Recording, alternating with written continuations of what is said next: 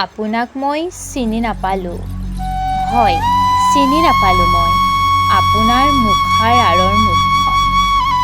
কেৱল শুনিলোঁ সভ্য সমাজ গঢ়াৰ বৃত্তিৰে আপুনি এজন আদৰ্শ শিক্ষক। প্ৰকৃতাৰ্থত নৰদেহৰ ভক্ষক।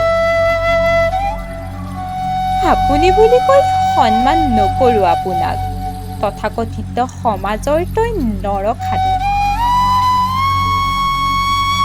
প্ৰেমৰ প্ৰতাৰণাৰে মোক জালত পেলাই মৃত্যুৰে মোৰ জীৱনটোক পৰিসমাপ্তি কৰা একচ্ছত্ৰীৰ এই অধিকাৰ কোনে দিলে তোক? ইয়ালৈকে ভাল পাইছিলি নেকি তই মোক?